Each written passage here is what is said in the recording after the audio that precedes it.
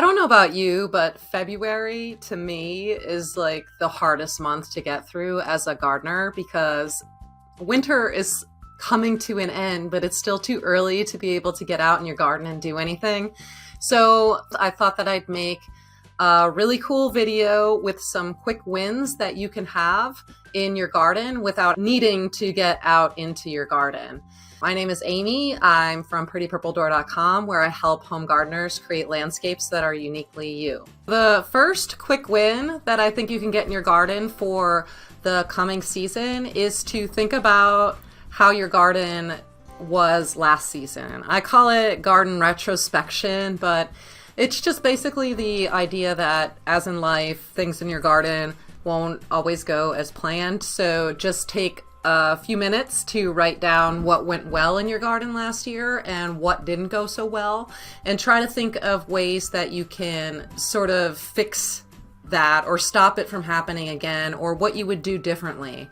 And I think just the simple task of writing down how you felt about your garden last year can help you to make better decisions for the coming season. Another really quick win that you can get in February is to look up and write down your frost dates.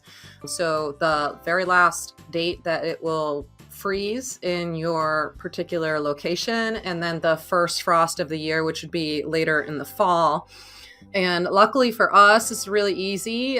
Farmer's Almanac makes it simple because all you have to do is go to their website or just search Farmer's Almanac frost dates, and this page will come up for you. And then you just type in your zip code, or you type in a location, like I'll do Ithaca, New York. I hope I spelled it right. ITH Ithaca. Okay, I think that worked. Okay, so once you type in your frost date, it's going to show you the last spring frost and the first fall frost, and then how long your particular growing season is where you live. And this is super important, and so many people fail to look this number up. It's going to be different for everybody. The dates will be different depending on where you live.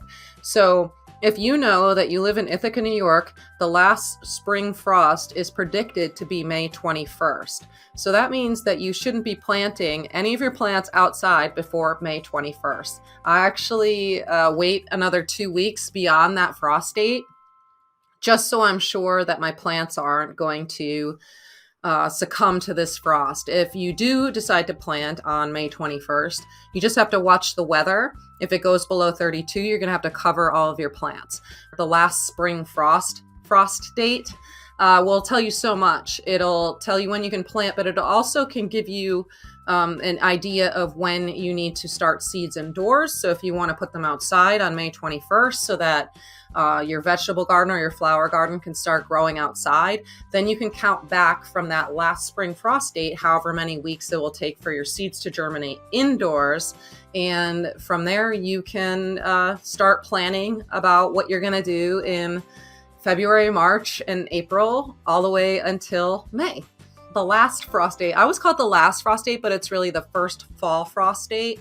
If you were in Ithaca, it would be September 29th. So the reason that this is important is that's when things are going to start dying in your garden if they don't handle frost, if they're just an annual plant.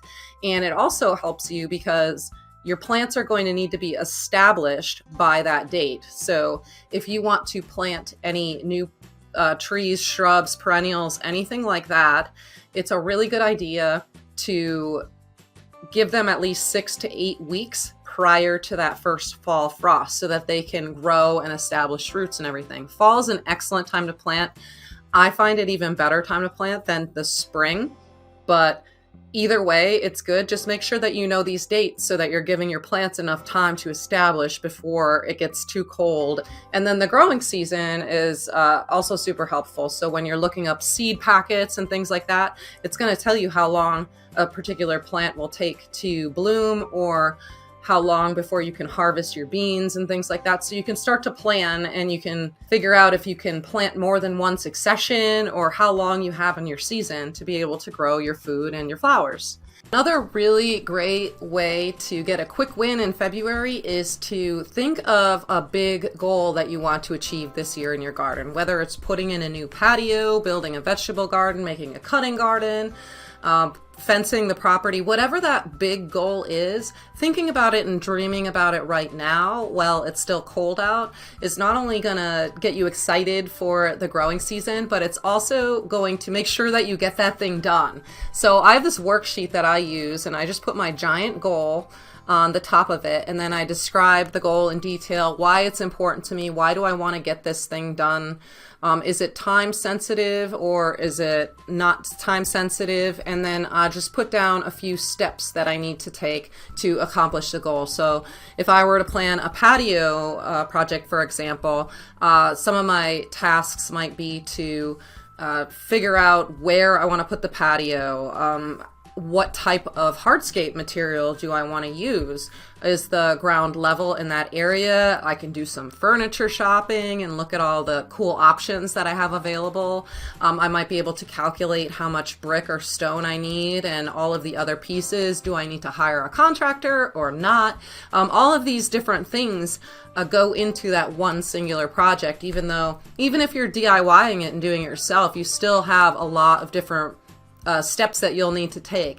So what I find is that, you may have this goal or idea in your mind, but then you forget to do this preliminary planning. And then when you don't do the planning, the days just slip away from you, and suddenly it's September and you're like, yeah, I really wanted to get that patio put in, but by the time that I did contact a contractor to help me, he couldn't help me anymore. So like, now is the time. If you want to do a project, if you're DIYing it, fine, you have a little bit more control, but if you need a contractor for any part whatsoever of that project, or you need a landscape designer, now is the time to contact them.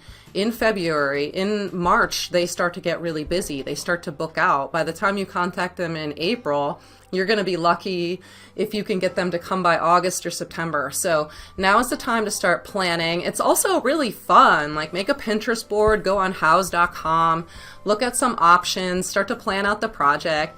And I guarantee you, if you do this, you're going to be more excited about the growing season, and you're also going to have a better plan in place, and the project's just going to come out a lot better in the long run. So make sure that you think of at least one big goal to accomplish, and then write down all the steps and try to get started, at least brainstorming some ideas for that new project. And the final quick win I have for you for February is to check out this article on my website. It's called Flower Gardening for Beginners. So if you're new to gardening and you're totally overwhelmed and you're not sure what steps to take, obviously this video is going to help you a lot, but also check out this article, because these are the things that when I started flower gardening, I had no idea about most of these things.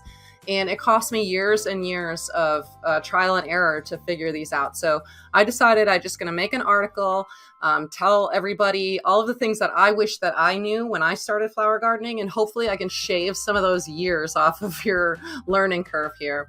So the article goes over gardening zones, why they're important, what they mean, the differences between perennials, annuals, biennial plants, learning about the sun requirements of your property and how that can affect what you can grow there, understanding your soil and how to fertilize and things like that.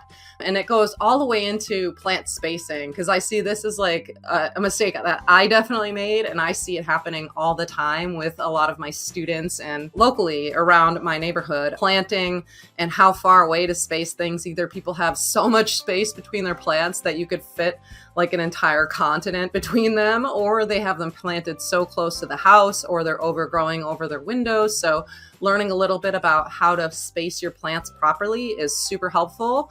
And then I just have a lot of basic stuff like caring for your plants. But the gist of that is just that plants, they're rooted into the ground. They can't like run away from that spot that you planted them in. They need water, they need food, they need shelter, just like people do.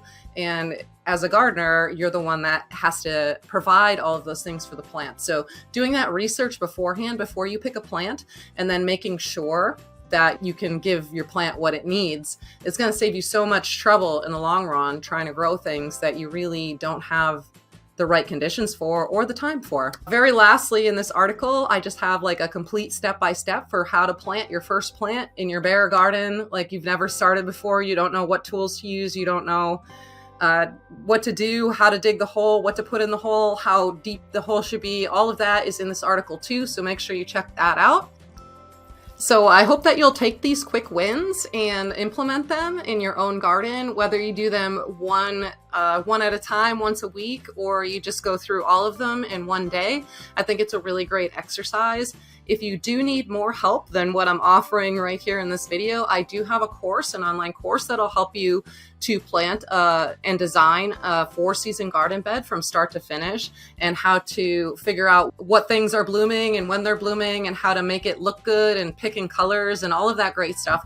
I just like obsess over that stuff. I love it so much. So if you're interested, I'd love for you to join me. You can just head over to prettypurpledoor.com/course to check it out and see if it's a good fit for you. I'll see you over in the next video.